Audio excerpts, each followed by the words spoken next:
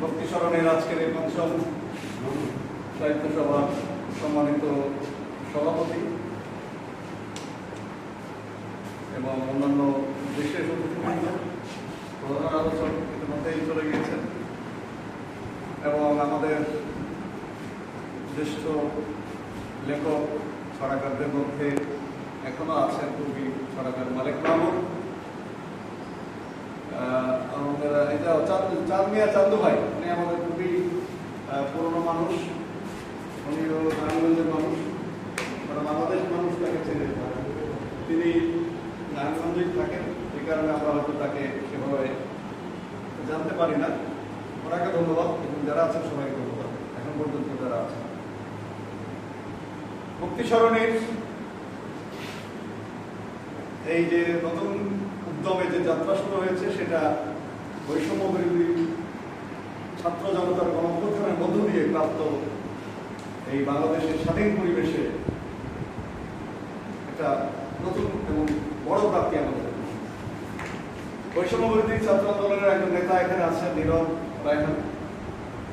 আগে আমাদের Facebook অ্যাকাউন্টও hack এবং ডিসেবল করে দেওয়া হতো, সে কারণে আমারও দুইটি অ্যাকাউন্ট চলে গিয়েছে। নীরব হয়তো এই কারণে আমার কাছে নীরব হয়ে আছে, আবার নতুন করে যুক্ত হবে, নতুন আলোয় আমরা উদ্ভাসন করছি। সে কারণে কিছু মনে না করে আমাদেরকে আবার পরস্পর কাছে টেনে নিতে হবে এবং পরস্পর আমরা আবার একযোগে কাজ করব, এই প্রত্যয় আমাদের নিয়ে কাজ করতে হবে।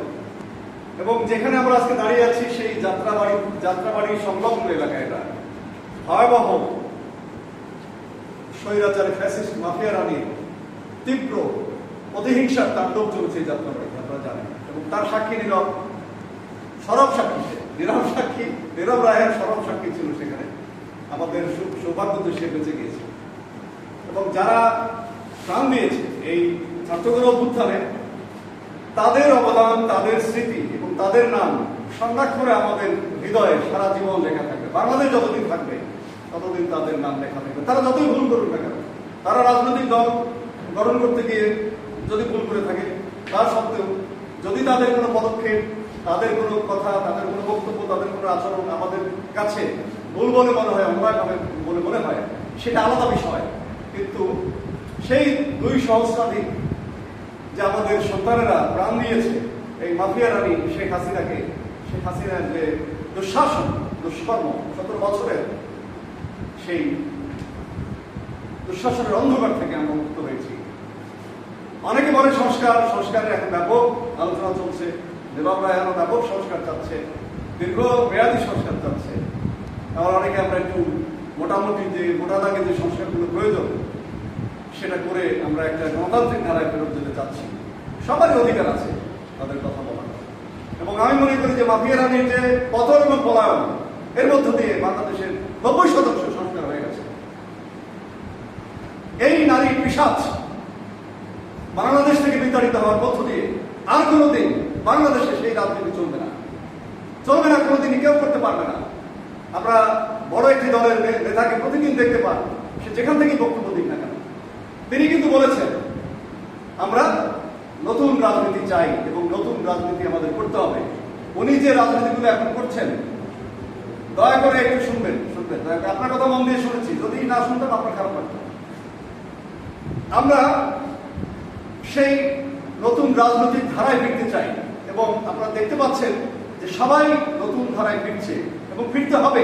যদি না ফিরি, যদি পুরনো রাজনীতি করি, যদি সংস্কারবিহীন রাজনীতি করি, যদি সেই আপনার দলীয় লেজুরবৃত্তি, যদি সেই চাঁদাবাজি, যদি সেই আপনার পারিবারিক সেই ধারাবাহিকতার একচ্ছত্র আধিপত্য থাকে, তাহলে জনগণ আবার রুখে দাঁড়াবে। তারা নিজেরাই বলছেন প্রকাশ্যে এই কথা। আমরা রক্তপাত চাই না এবং বাংলাদেশে কোনোদিন আর সেই মাফিয়া রাজনীতি ফিরে আসবে না, আমি দায়িত্ব নিয়ে বলে যাচ্ছি। বাংলাদেশে কোনোদিন আওয়ামী ফ্যাসিবাদ আর মাথা তুলে দাঁড়াতে পারবে না। তারা মুসলিম লীগের থেকেও ভয়াবহ ক্ষুদ্রতম অবস্থায় বাংলাদেশে টিকে থাকবে, চোরামুক্তে হামলা করবে, বাটায় হামলা করবে, ক্যাফে বাটায় হামলা করবে, আর একটা যে কেএফসিতে হামলা করে তারা তাদের অস্তিত্ব জানান দেবে। এবং গভীর রাতে তারা সবসময় বলতো আমরা নাকি চোরা গুপ্তা মিছিল করি, আমরা সেই মিছিল তারা মাঝে মাঝে করবে, ভয়ের কিছু নাই। কাগজে কলমে আওয়ামী লীগকে নিষিদ্ধ করলেন কি না করলেন বা করা হলো বা কেনা, এটা নিয়ে আপনাদের কোনো আপনার উৎকণ্ঠার কিছু নাই।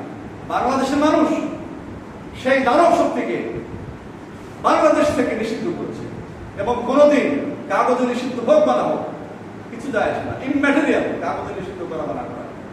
আপনারা এই যে ছাত্র আন্দোলনের গণ অভ্যুত্থানের যে বীর সৈনিকেরা, তারা যেভাবে তাকে নিষিদ্ধ করেছেন, তারা কোনোদিন সিদ্ধ হতে পারবে না বাংলাদেশে।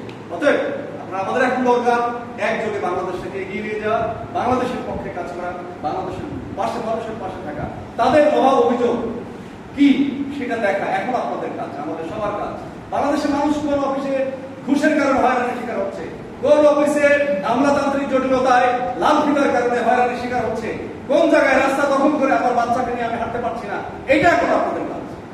স্বরাষ্ট্র উপদেষ্টা জাহাঙ্গীর আলম চৌধুরী শিশু সুলভ কথা বলছেন, মায়া লাগে তাকে, মনে হয় যে তাকে তার সহানুভূতি জাগে।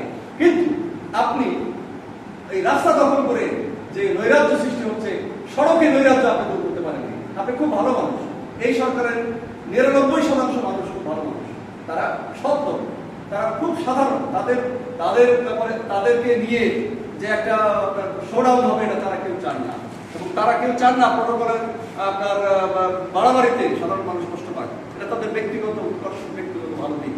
কিন্তু তাদেরকে জনগণের কিভাবে জনগণকে শান্তি দেওয়া যায়, সেই শান্তিটা একদম কিন্তু জনগণ পায়নি। একটা শান্তি আমরা সেই মাফিয়াকে দাঁড়িয়েছি, এই যে শান্তি ভাই, এটা বড় শান্তি। তারপরে আমি শান্তি পাচ্ছি, কিন্তু অনেকে এই শান্তিটা বুঝতে পারবে না। যারা প্রতিদিন 24 ঘন্টা মাঠে কাজ করে, খেটে খায়, তারা কিন্তু এই শান্তিটা বুঝবে না। তারা চায় যাতে তারা স্বাচ্ছন্দ্যে কাজ করে খেতে পারে, এবং অফিস আদালতে যদি ঘুষের দৌরাত্ম কমে যায়, তারা শান্তিতে তাদের কাজটা ছেড়ে তাদের পেনশনটা পায়, তাদের ফাইলটা ছাড়াতে পারে, তাদের কাজটা উদ্ধার করতে, এটা তারা চায়। এই ধরনের কিন্তু আমরা এখন পর্যন্ত অতটা দেখতে পাইনি। আমি মনে করি এই সরকারের এবং জনগণের সবার যারা আন্দোলন করেছে সবার এখন একটাই কাজ, জনগণকে শান্তি দেওয়া। আমিনুল ইসলাম মামুন বলেছেন, যদিও উনি এই সুমুক্তি শহরের সভাপতি, তিনি সঞ্চালনা করছেন, যিনি এটার মূল প্রতিষ্ঠাতা, তিনি পেছনে বসে আছেন, তিনি কিন্তু সামনে আসতে চান না। এটা একটা বিরাট একটা গুণ, সংগঠনদের এই গুণ আমি পাই না। আমি বিভিন্ন সংগঠনে যাই, তারা দেখি যারা সেই সংগঠনের লোক, তারা তাদের সময় নষ্ট করে ফেলে, তারা বেশি কথা বলে, তারা বেশি চেহারা দেখায়, এবং তাদের সময় চলে যায়। যাদেরকে ডেকে আনা হয়, মানে একটা হোস্ট, আমি দাওয়াত দিলাম একজন গেস্ট অতিথিকে, সেই হোস্ট তার বাসায় মানে সোফায় দখল করে সবাই বসে আছে, গেস্ট জায়গা পাচ্ছে না, দাঁড়িয়ে আছে। এই ধরনের আচরণ আমি সংগঠনের কাছে দেখতে পাই। এটা খুব ভয়াবহ একটা দিক যে মানে সংগঠনগুলো দাঁড়াতে পারছে না, সংগঠনগুলো মানুষের মনের হৃদয়ে জায়গা করতে পারছে না। এই মুক্তি সরণির নামটার মধ্যেই একটা আন্দোলন, বিপ্লব আমি দেখেছি, এবং মেহেদী সম্রাটকে আমি অনেক আগে থেকে চিনতাম, কিন্তু এই যে বিজয়ের মধ্য দিয়ে আবার তার যে স্ফোরণ ঘটেছে, এটা তার কাজের মধ্য দিয়ে ফুটে উঠছে। একটু নাগরিক সুযোগ থেকে দূরে থাকলেও মেহেদী সম্রাট কিন্তু তার জাত কিন্তু চিনিয়ে দিয়েছে। এই জন্য আমি তাকে ধন্যবাদ জানাই যে তারা উপস্থিতি, এটাই ম্যাটেরিয়াল, যত কিছু দরকার আছে। কারণ আমাদের স্বভাব, আমরা আমারটা বলে চলে যাই, এটা স্বভাব, কিছু করার নাই। তারপরে যারা থাকবে তারা একাই 100 আমি মনে করি, এবং তারা আপনার হীরার টুকরো, যারা এখানে শেষ পর্যন্ত থাকে বা চেষ্টাটা করে। আমিনুল ইসলাম মামুন অত্যন্ত বয়োজ্যেষ্ঠ এবং জ্যেষ্ঠ একজন লেখক, লেখালেখির দিক থেকে। তাকে ওই যে বলেছে সে 1998 সাল থেকে বা তার আগে থেকে তাকে আমি চিনি, কত বছর। কিন্তু আমিনুল ইসলাম মামুনকে কিন্তু আমরা মূল্যায়ন করতে পারিনি, চরমভাবে ব্যর্থ হয়েছি। মামুন মধ্যে একটা আমি প্রতীক হিসেবে বলছি, তার মধ্যে যারা আছেন, যারা কোনোই বুতা দিয়ে সামনে ক্যামেরার সামনে দাঁড়াতে পারে না, তাদের মধ্যে উনি একজন, এবং ওনাকে আমরা কিন্তু মূল্যায়ন করতে এখন পারিনি।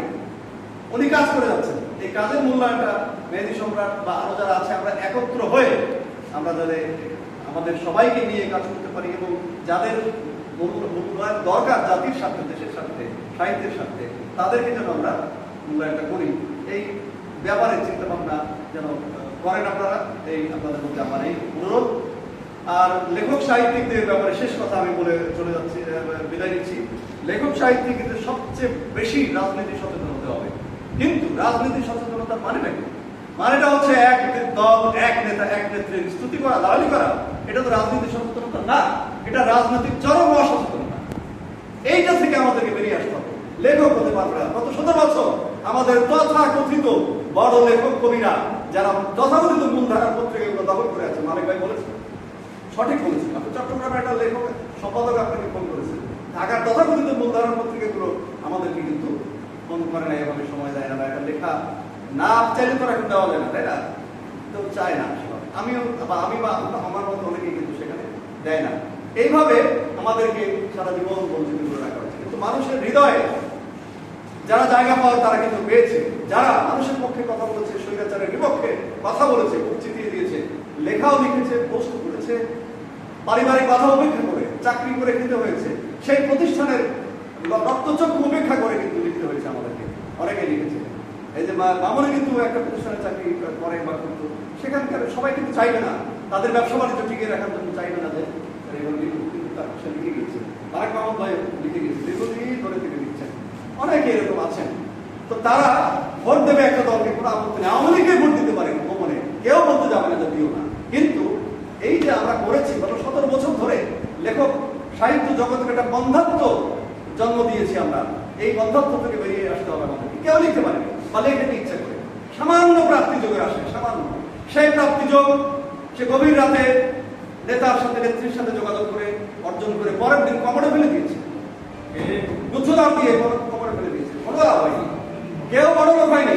এই দালালের টাকা দিয়ে, দালালের আপনার প্রাপ্তি যোগ দিয়ে কেউ বড় লোক হতে পারেনি, কেউ সম্মানিত হতে পারে না। আমি বারবার এটা বলবো, কেউ সম্মানিত হয়নি, মানুষ তাকে শ্রদ্ধা করে না, তাকে দেখলে হয়তো অনেক ভয়ের সাথে সালাম দিয়েছে 17 বছর, কিন্তু কেউ মন থেকে তাকে ভালোবাসেনি। মালিক মোহাম্মদের আর একটা কথা বলে আমি শেষ করছি 1 মিনিটের মধ্যে।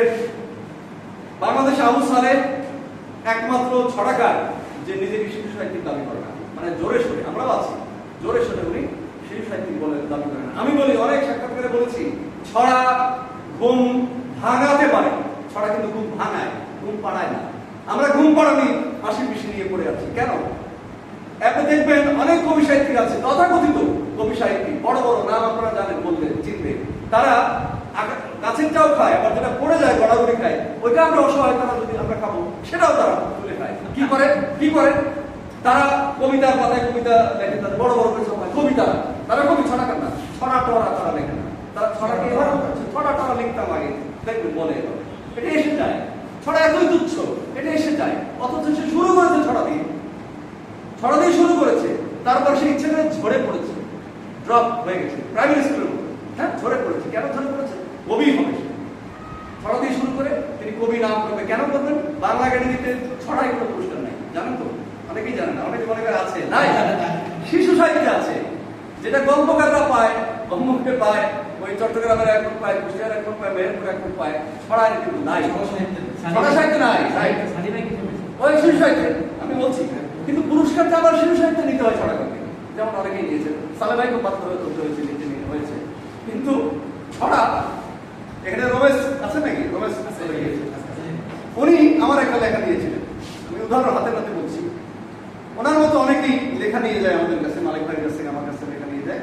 কিন্তু আমি যতই বয়োজ্যেষ্ঠ হই না কেন, যত ভালো লিখি না কেন, তথাকথিত কবিদের পেছনে, একদম পেছনে ছড়া বলে একটা ক্যাটাগরি রাখে। কেন? আমি বলতে ভুলে গেছি তাকে যে আপনি এটা করতে দেবেন না, কিন্তু সেটা করেছে, আমি খুব দুঃখ পেয়েছি তার কাছে যে এই কাজটা সে করেছে। ছড়া নিয়ে ওই পেছনে ফেলে দিয়েছে, ছড়া ক্যাটাগরি একদম নিম্নে পায়ের নিচে ছাপা হয়েছে। ওটার কথা বলছি না, অনেকেই করে এটা। ছড়া ক্যাটাগরি কেন পেছনে থাকে? আপনি বলেছেন ওই বাংলাদেশ প্রতিদিনে যে পাতাটা দিয়েছে, ওটা তো ছড়া সাহিত্যেরই পাতা, মানে শিশু পাতা, সেখানে ওটা দিয়েছে, ওটা আমাদের জন্য সাহিত্য পাতায় যদি দিয়ে থাকে। ও আচ্ছা, এটা বলতে চাচ্ছিলাম, ওই কবি, ওই তথাকথিত কবি কবিতার পাতায় তার কবিতা ছেপে আবার শিশু সাহিত্য, প্রত্যেক সাহিত্য সম্পাদকের সাথে ভাব আছে, তার লেনদেন আছে। সে করে কি, সাহিত্য পাতায়, ছড়া পাতায় আবার একটা শিশুদের জন্য আবার ব্যবসা চালু রাখে তার। সে একটা ছড়া দেয়, কুলীন বংশের মতো বক্স করে ছাপা হয়। কি ভয়াবহ! কেন?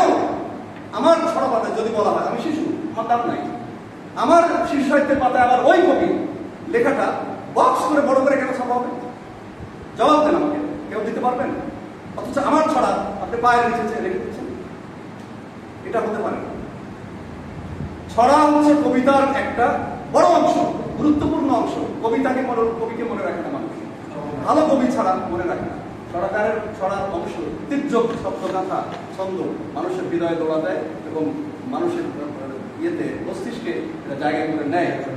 এই জন্যে আমি বলছি যে ছড়া সাহিত্যে যেটা উনি বলেছেন, ছড়া সাহিত্যের পুরস্কার এবং ছড়া সাহিত্যের পাতা থাকতে হবে, অথবা কবিতার মধ্যেই ছাপতে হবে। আপনারা কি এখানে যারা আছেন, ভাই শেষ করছি, এখানে কেউ আছেন, কেউ কি বলেন আপনি, আমরা যখন প্রচলিত ভাবে কথা বলি, কেউ কি বলেন চা পান করে আসি, কেউ কি বলে চা খেয়ে আসি, বলেন না? এই তুই বিড়ি খাস কেন, কেউ কি বলে বিড়ি সেবন করছি কেন, বলেন? অর্থাৎ এই ছড়াটা হচ্ছে কবিতা, প্রত্যেকটা ছড়া কবিতা, কিন্তু প্রত্যেকটা কবিতা কিন্তু ছড়া হতে পারে না, তার অন্তমিল থাকতেই হবে, কবিতা কি তথাকথিত কবিতা থাকে না। অর্থাৎ এই ছড়াটা কবিতার একটা গুরুত্বপূর্ণ বড় শক্তিশালী অংশ, প্রধানতম অংশ। সেটাকে আমি মানে কেন করছে, এটা কিন্তু উদ্দেশ্যমূলক ভাবে করা হয়, উদ্দেশ্যমূলক ভাবে ছড়া কেন ভাবে করা হয়, যাতে তারা কোনো পুরস্কার না পায়। সাহিত্য কথায় আপনার কবিতা কেন যায় না, কেউ জবাব দিতে পারবে? কিন্তু ওই কুলিন, তথাকথিত কুলিন কবির আমার শিশু সাহিত্যের পাতায় বড় করে বক্স করে কেন ছাপা হয়, সে কে? এর তীব্র প্রতিবাদ আমি জানিয়ে যাচ্ছি। আপনারা এই আন্দোলন শুরু করেন, আপনারা শুরু করবেন আন্দোলন।